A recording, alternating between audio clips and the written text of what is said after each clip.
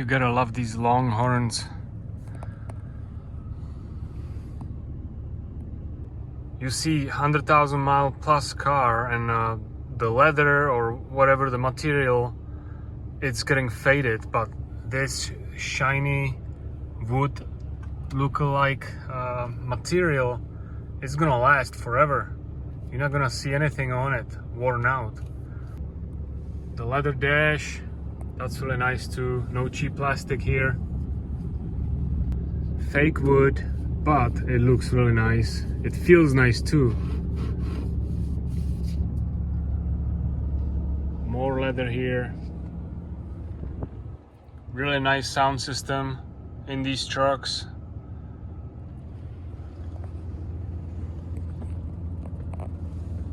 And these seats, oh, they feel nice too.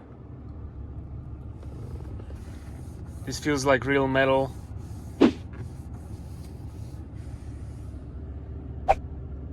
They did a great job.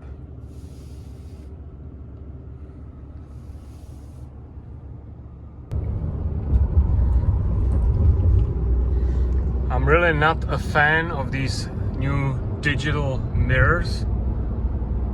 All you can see is like 10 feet behind the bed. But as long as I think this one, yeah, you can disable it and have a regular mirror.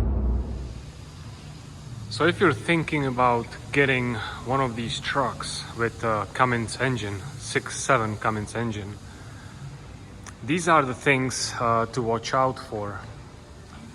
It doesn't matter how many miles the truck has. These things can develop even at low mileage. So it's a good idea, even if you cannot lift the truck, just slide underneath it, get some flashlight, and watch for oil leaks, especially around the front in here where the pulley is, the timing cover. So yeah, oil coming out from this area, it's a good chance that not only your timing cover is leaking, but it will be more that paper gasket under this housing. And that is a lot of labor. You have to take the camshaft out. To take the camshaft out of this truck, you need to take the body of the chassis. All right, you gotta have the chassis on the floor, the body up in the air, so then you can take the camshaft off and take all the timing covers out and replace that gasket. So that is close to 20 hours of labor. So that's a big chunk of money right there. So that's one of the most important things. On this truck, it's not leaking from there, but I see kind of unusual leak from the top there, and it looks like it's just from not from the timing cover, but just from the cover, access cover for the high pressure pump. So that should be fairly easy task, just replacing the cover or just the o-ring. Another part which this truck unfortunately has is an oil leak between the transmission and the engine. Most of the time it's a rear main seal, but on these Cummins engines you have an adapter plate between the transmission and the engine.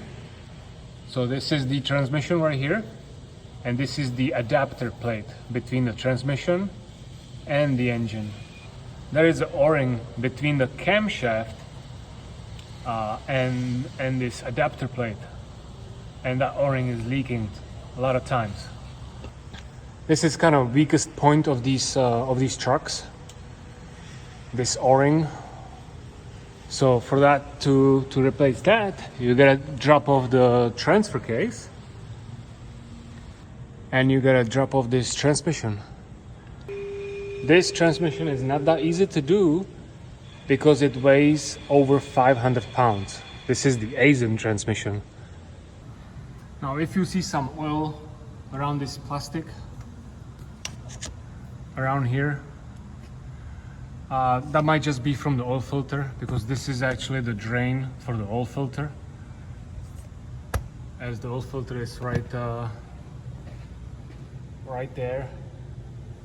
A lot of times when somebody changes the oil, you know, you get oil down here, and sometimes people don't tighten the oil filter properly and it can develop a leak. Hey guys, if you're looking for more repair information, check out emanualsonline.com.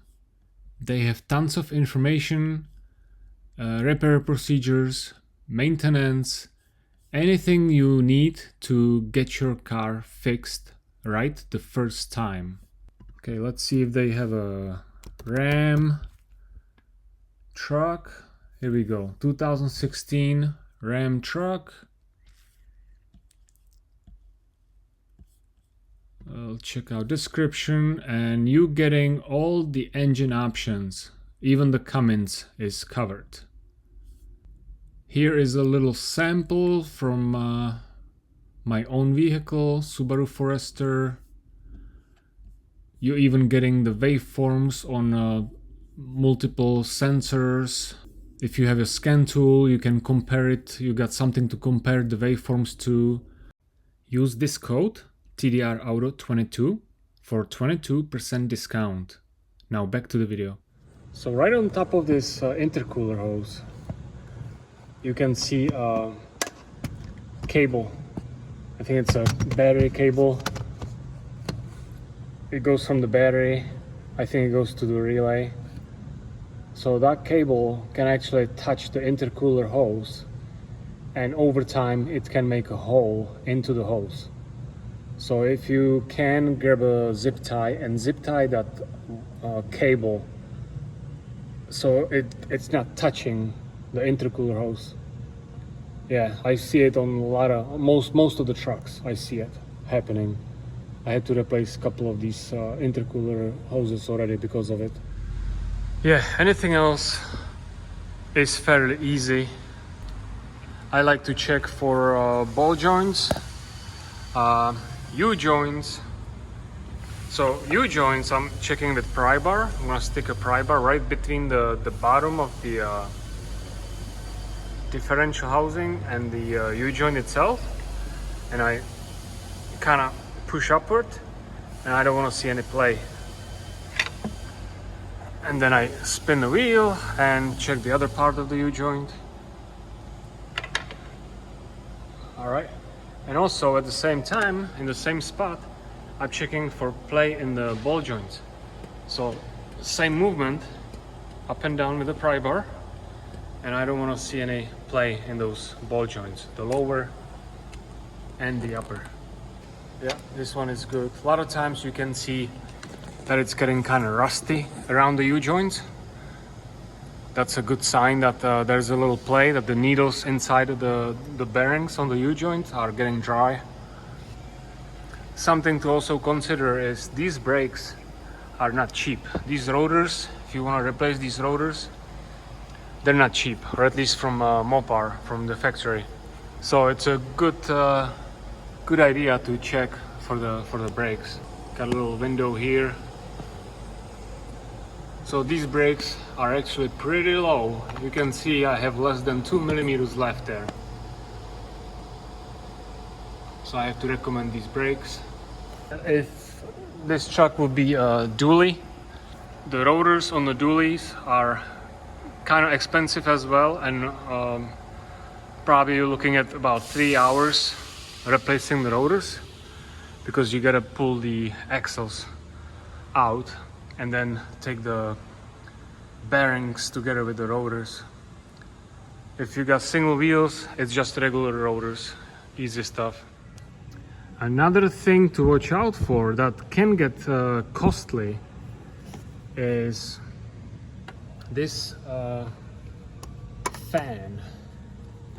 So this fan has a fluid inside, but also It's got a wiring going in, so it's pricey.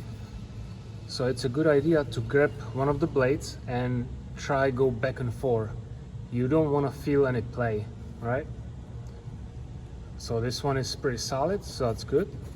This time they took it a little too far on these 2019 and up Cummins equipped vehicles.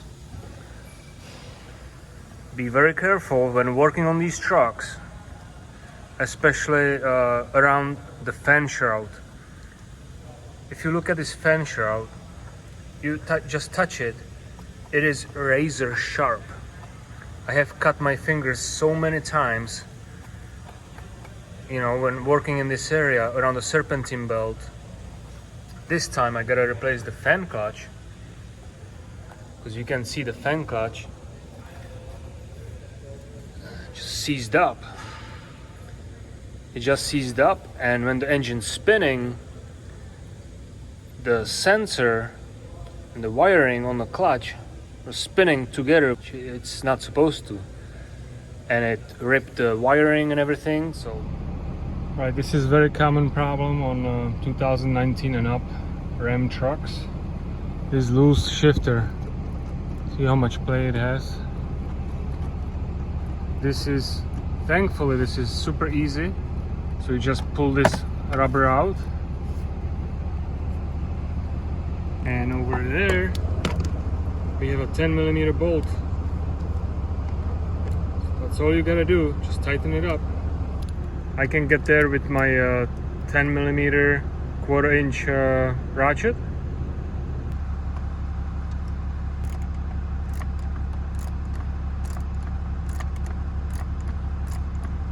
Oh, this one was very loose, yeah.